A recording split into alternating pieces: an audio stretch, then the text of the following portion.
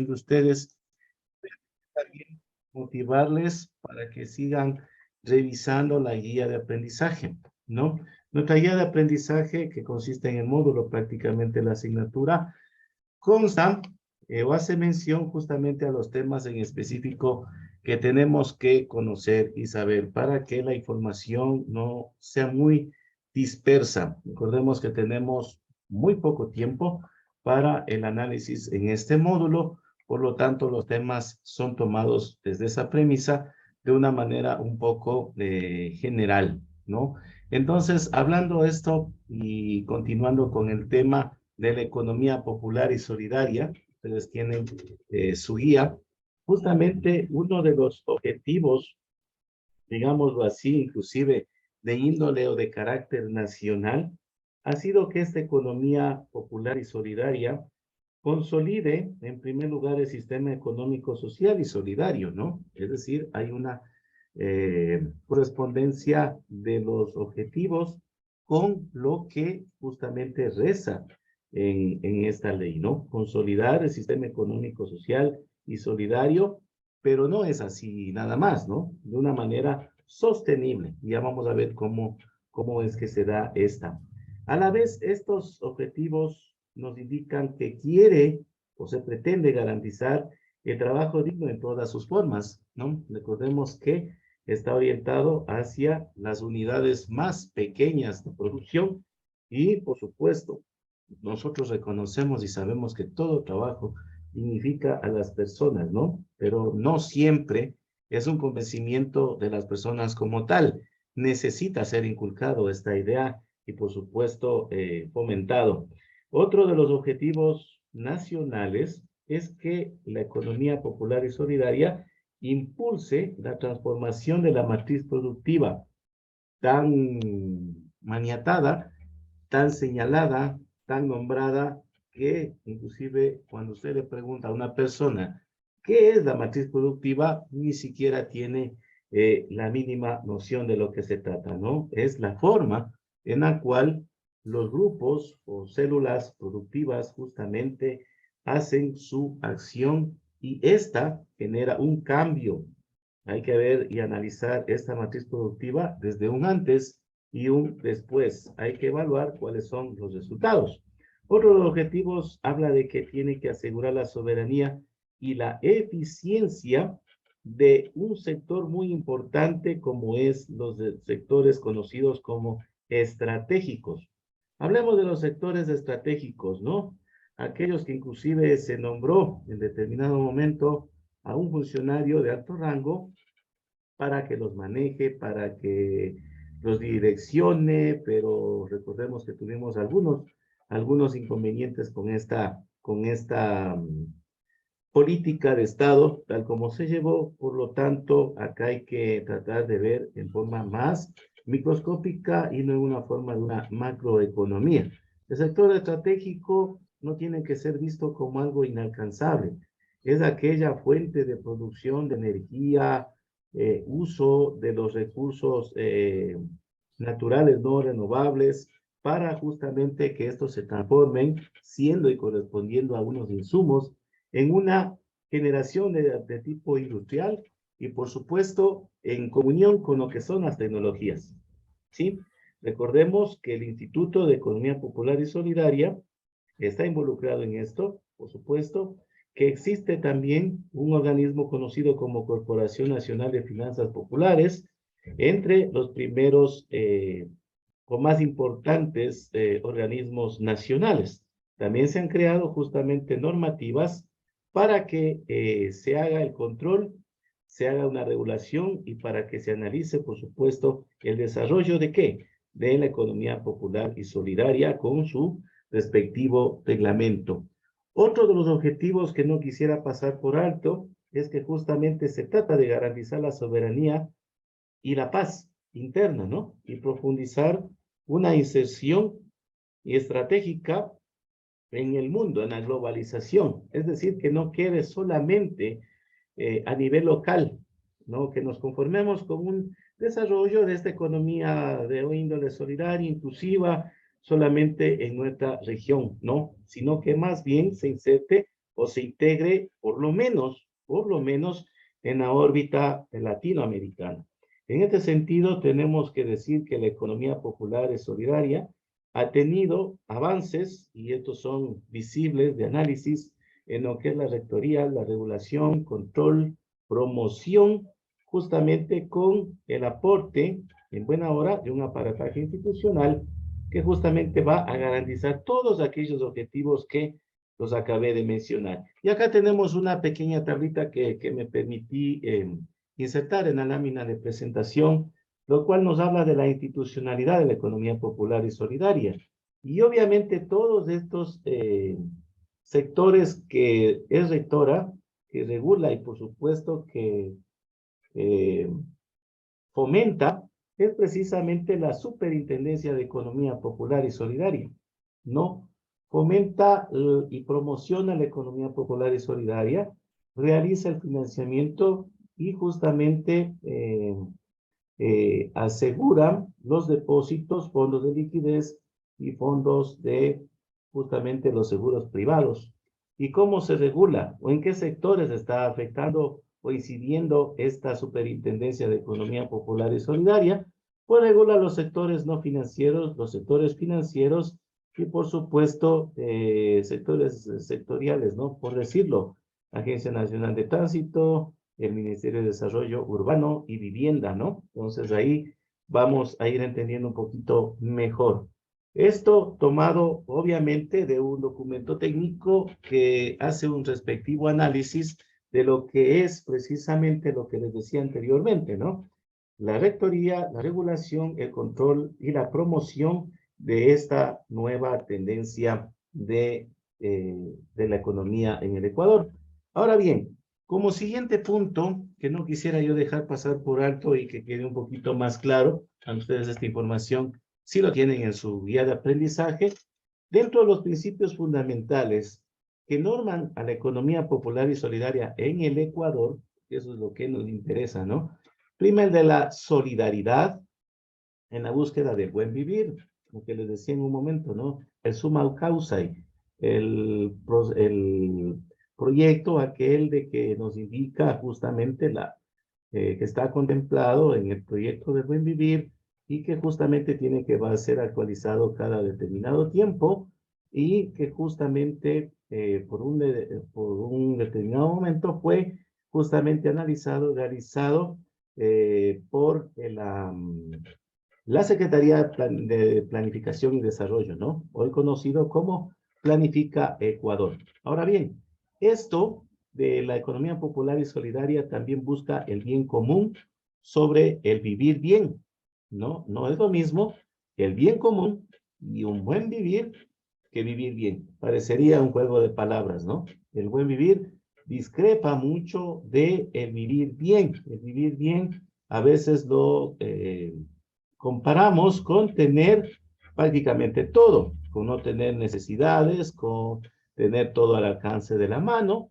Ustedes recordarán que siempre la persona tiene que luchar para conseguir sus respectivas ganancias, ¿no? Y esto lo hace justamente involucrándose en una de las formas de producción, ¿no? Ahora bien, esto no es todo lo que va a manejar la economía en el Ecuador. Recordemos, existirán grandes empresarios, grandes industrias, inclusive grandes sucursales de otras empresas que se han caracterizado por ser globales, internacionales, pero nosotros estamos hablando desde la célula más pequeñita, ¿no? Desde los sectores populares.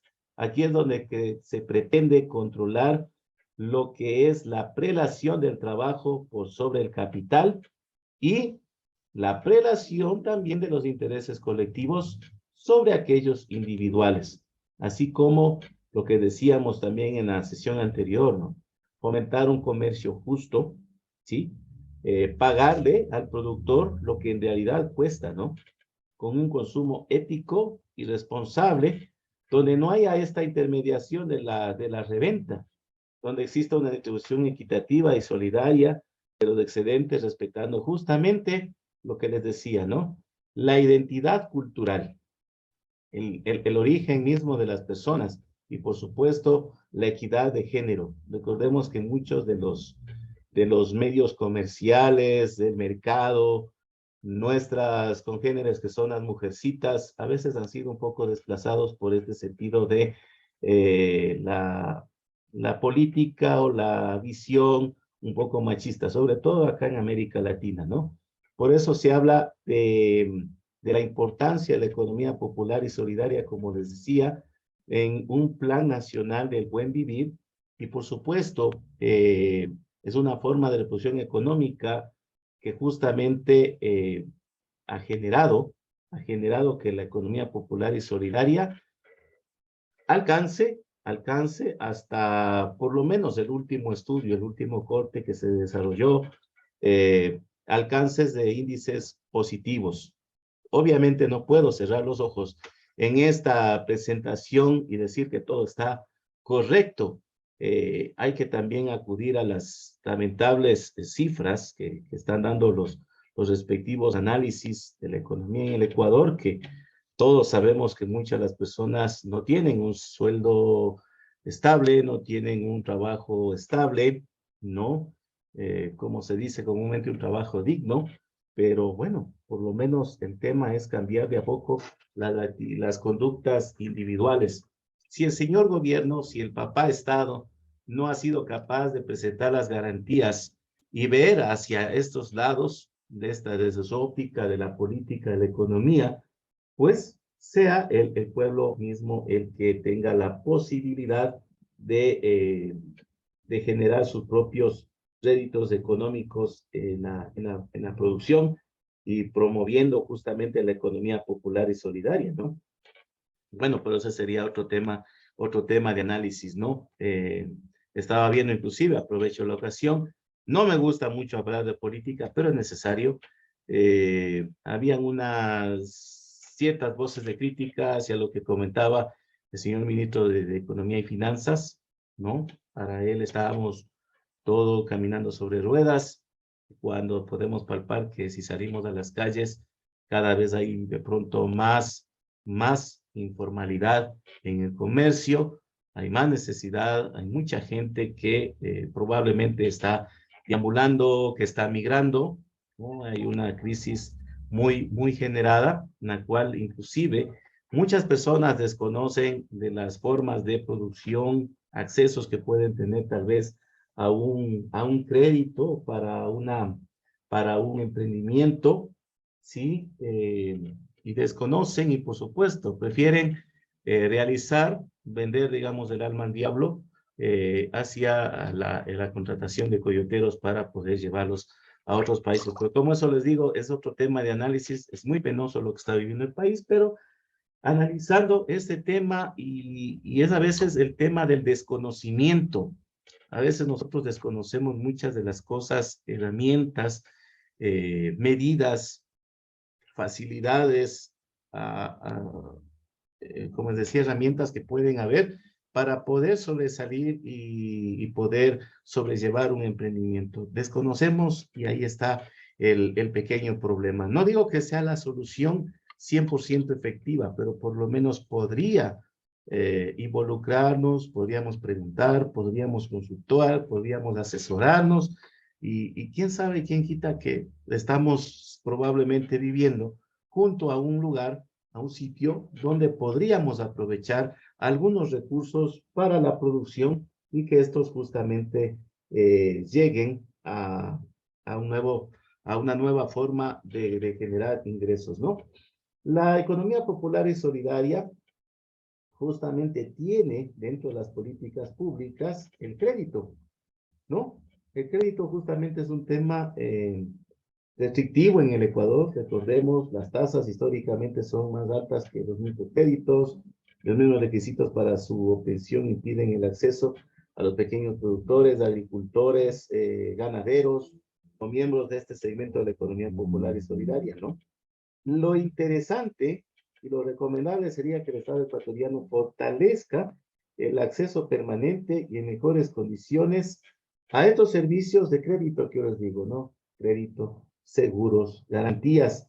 Por lo tanto, justamente hablando de una planificación nacional, creo yo y considero que amparado en lo que ha sido el análisis de esta ley, porque esto está contemplado precisamente en la ley, el Estado como política debería generar mecanismos de incentivos que promuevan primero lo que es el ahorro y acceder a recursos financieros, brindando líneas preferenciales de crédito para aquellas organizaciones que son parte de la economía popular y solidaria, con atención especialmente a quienes decía yo hace poco, ¿no?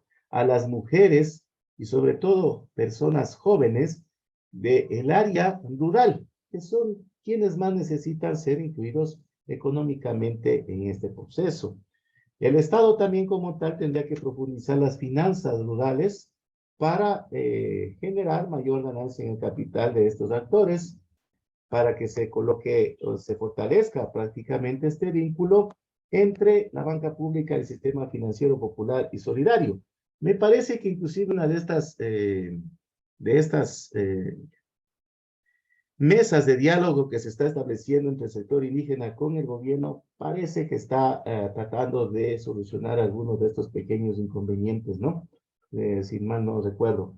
La política del Estado también tiene que acceder de forma sostenible y oportuna hacia todos los servicios financieros y transaccionales, obviamente, primero desde el sector de la banca pública, ¿no? Reconozcamos, uno de los bancos públicos es Banecuador, antes Banco de Fomento, y el sector financiero popular y solidario, aquellas cooperativas de ahorro y crédito con un manejo descentralizado y justamente con el acceso de las comunidades artesanales, aquellas pequeñas empresas, microempresas y por supuesto unidades productivas, ¿no? Estos precisamente servicios financieros ayudan a fortalecer, a crecer este sector financiero popular y solidario con aquellas iniciativas que surjan desde nosotros como productores en este sector y brindar inclusive servicios, ¿no? Algo más que se nos esté escapando también, justamente para que haya tasas de interés adecuadas, ¿no? Que no haya la usura, ¿no? Los bancos generalmente son disfrazados de usureros, ¿no? Recordemos eso, son solamente entidades que se disfrazan de usureros, que se disfrazan de banqueros justamente para esta situación, ¿no? Es lamentablemente la situación. Ustedes saben que ningún banco eh, pierde, ¿no? Entonces aquí va una, una política de respaldo, de apoyo, digamos, por ejemplo, el seguro agrícola para pequeños productores, ¿no? Con subsidio del Estado, que no lo hay, ¿no? Viene una corriente de heladas, cambio de clima, fenómenos naturales y no se da subsidio por parte del Estado. El productor, el pequeño productor queda en bancarrota y no es objeto ni siquiera de crédito. Se le efectúan o se ejecutan las garantías y nosotros todos sabemos qué es lo que sucede en este sentido, ¿no? Algo más que quisiera también tratar para procurar no cansarles, nos gustaría mucho, porque esto está en la ley, que el Estado implemente algunas políticas públicas para la economía popular y solidaria. Algunas, ¿no? Son muchas. Que mejore y facilite los mecanismos interinstitucionales que permitan revertir los procesos de minifundización, los minifundios, ¿no? Las pequeñas parcelitas. Cuando bien habría o podríamos tener unidades productivas uniendo estos pequeños minifundios, ¿no? En latifundios, para que justamente no haya la precarización en lo que es la tenencia de la tierra, que no se degraden los medios de producción rural, en el marco de lo que en alguna ocasión se denominó la revolución agraria, ¿no? La revolución agraria, la conocida revolución agraria que se dio justamente hace muchos años con la implementación del INDA, ¿no? El Instituto Nacional de Desarrollo Agrario, si ustedes no están exentos del tema, ¿no? Hacer un catastro de tierras a nivel nacional para identificar qué tierra está para aptitud agrícola, hacer, y esperemos que en este censo que se está preparando por parte del gobierno, también se tome en cuenta la parte agropecuaria, agrícola y por supuesto pecuaria para identificar las tierras que pueden ser redistribuidas a los segmentos priorizados, ¿no? Debe también haber una política ambientalmente responsable del acceso a la tierra, es decir, que estamos explotando los recursos, pero con menor degradación justamente de la vida útil de los mismos, ¿no? Recordemos que en determinado momento por el uso inclusive de los productos químicos que son echados al suelo, estos quedan en determinado momento inutilizables, ¿no? Entonces, esto tiene una consideración muy importante que en los términos de economía pueden precisamente ayudar si se toman estas políticas de manera oportuna, ¿sí? Hay que también, de parte del Estado, mejorar los mecanismos que permitan reducir el acaparamiento, ¿sí? Y la degradación de los recursos hídricos también, ¿no? Y que garanticen un acceso equitativo y seguro para los espacios, tanto rurales, ¿sí? Que son los que abastecen, son el abasto para lo que nosotros, solamente estirando la mano, a cambio de un dinero, tenemos acceso para llevar a nuestras casas, ¿no? Desde el sector urbano. Que haya también un acceso equitativo al riego, que no solamente se le deje esta competencia exclusiva, me parece que eso está a cargo de los GAS provinciales, sino también como política de Estado impulsar una cogestión también para que los beneficiarios implementen irrigación, aprovechen las formas organizativas, pongan en práctica los saberes locales para justamente eso les va a brindar una soberanía alimentaria que también por ahí he escuchado recurrentemente, ¿no? Y por supuesto, crear y fortalecer aquellos mecanismos de acceso al agua, primero para riego, porque estamos hablando de productividad, y para una redistribución equitativa para garantizar la soberanía alimentaria, como les decía, ¿no? En el caso de ustedes saben, el agua no le pertenece a nadie, pero sí puede tener acceso mediante la legalización de las sentencias en el Ministerio del Agua y del Ambiente, garantiza, por supuesto, que haya una preferencia para las comunidades y no estamos exentos de lo que son los sectores de la economía popular y solidaria, ¿no? Comunitariamente, en cogestión con la gestión pública, valía la redundancia, ¿no? Del patrimonio hídrico para la prevención y el manejo y la resolución justamente de estos pequeños inconvenientes que podrían darse por algún tipo de viveza criolla, podríamos decirlo, ¿no? Pero esto es lo que es muy importante y ayuda a fortalecer la producción rural, de pronto una agricultura familiar campesina, ¿no?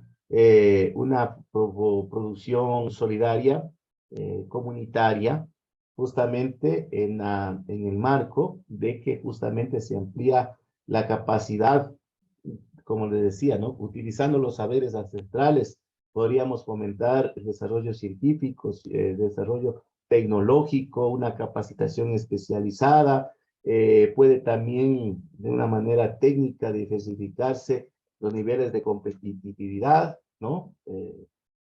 Hay que llevar a eso, ¿no? A que justamente las comunidades vendan una marca, vendan un producto que justamente sea salido de su comunidad, ¿no? Que sea el pequeño productor no invisibilizado, sino que justamente sea una satisfacción de sus necesidades grupales, ¿no? Es muy importante, aparte de los conocimientos ancestrales que ellos tienen, que justamente para mejorar la producción,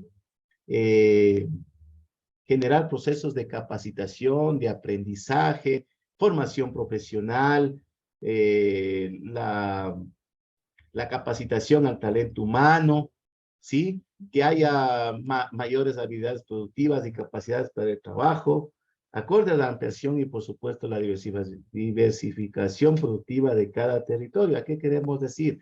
Que inclusive con esto se estaría, aunque es un tema aparte, ¿no? De tratamiento, minimizando los índices inclusive de la migración. Recordemos que hay la migración rural a la ciudad, hay la migración de las ciudades pequeñas hacia las ciudades grandes, ¿sí? Y hay, por supuesto, las migraciones internacionales, que eso inclusive yo estaba hablando en un principio, ¿no? Lo importante es que se incorporen a los procesos, justamente a la transformación de técnicas, de tecnologías, de innovaciones, aplicando las experiencias, un interaprendizaje.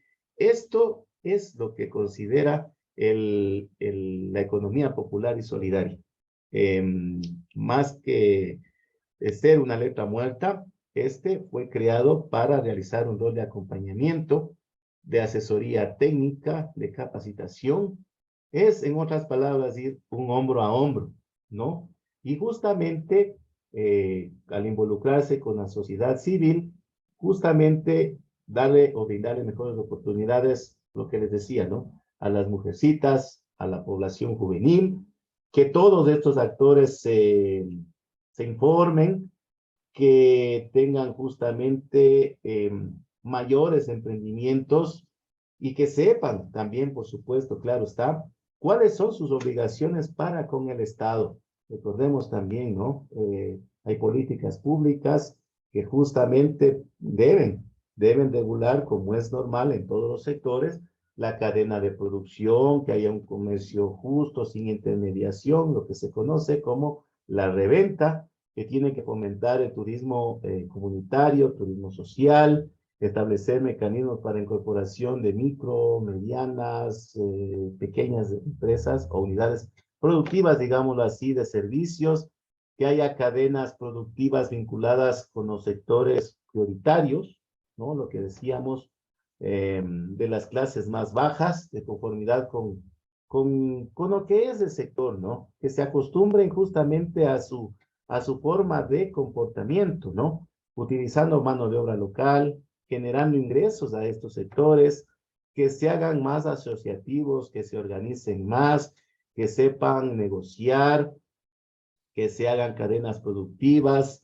que justamente en esta negociación se haya una mejor comercialización, que sean más competitivas, que se eliminen las reventas de los mercados y, por supuesto, una vez teniendo en consideración la asociatividad en este sistema económico y solidario, justamente ejerce esta o se incentiva, ¿sí? Mejor digámoslo así, se incentiva de forma coordinada el desarrollo de estos mercados que justamente promueven la compra, primero, al sector público y pueden incidir a todos los sectores del mercado, habiendo hecho lo que, no sé si les presenté la sesión anterior, una pequeña feria inclusiva, ¿no? Para priorizar las compras de este sector, ¿no? Eso es lo que busca en esencia prácticamente la economía popular y solidaria, ¿no?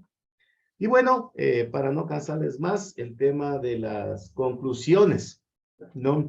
Como toda ley, ustedes saben, lo importante es que no sea letra muerta, lo importante es que sea aplicada y sobrellevada y que algún beneficio brinde hacia el sector que está orientado, ¿no? Si no, lamentablemente, tendríamos que caer en el dicho que nuestro país es lamentablemente uno de los que más leyes, más doctrina jurídica tiene, pero que menos ayuda a sobrellevar y a solucionar los problemas de sus ciudadanos, ¿no? Pero bueno, eso es un tema muy aparte de análisis, ¿no?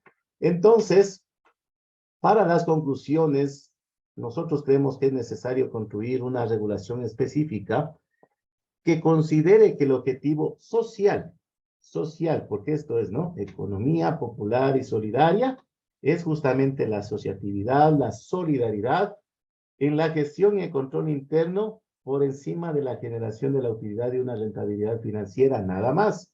Sí, como les decía, ¿no? La prelación del trabajo por sobre el capital. Es decir, fortalecer todos estos procesos de capacitación, de generar mejores tecnologías para que agricultores y productores en general justamente conozcan esto, que a veces es desconocido, que a veces no llega, que a veces no se socializa, que a veces existen tantos organismos a nivel nacional, sus delegaciones provinciales, locales, rurales, que inclusive muchos de los ciudadanos ni siquiera conocen cómo involucrarse en estos procesos productivos, innovadores, que justamente haya una concepción de las prácticas productivas. Y es muy importante y necesario que haya justamente un mayor seguimiento a las organizaciones financieras populares y solidarias que justamente reconozca las particularidades de este sector.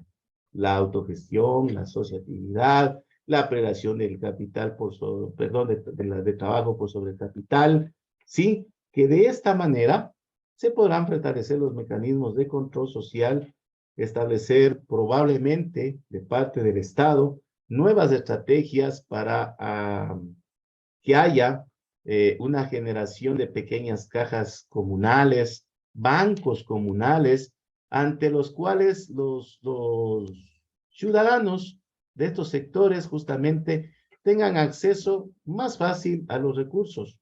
Recordemos que a veces para obtener un crédito en una institución financiera existen muchas trabas, ¿no? Justamente la estructura productiva de la economía popular y solidaria no está todavía, este es mi criterio muy personal, por eso mismo es que a veces a muchos nos sorprende. Ha existido una ley de economía popular y solidaria, hay una superintendencia de economía popular y solidaria, pero ¿y dónde están los productos? Como resultados hablemos, ¿no? Entonces, todavía no existe cadenas productivas, es un propósito para mí, criterio muy personal que todavía no se ha cumplido, por lo tanto, al Estado le queda esta tarea pendiente, insertar a los pequeños productores en aquellas dinámicas más grandes de producción con una agregación de valor, ¿no? Esto de agregar el valor es algo muy práctico, ¿no? Es decir, los saberes ancestrales, la de nuevas innovaciones, nuevas tecnologías que justamente se van prestando y se van dando como una herramienta para que esta cadena productiva, este mercado popular, justamente tenga un poco más incidencia justamente en el mercado local, en el mercado nacional, que justamente tenga como objetivo principal y fundamental, como les decíamos nosotros en algún momento,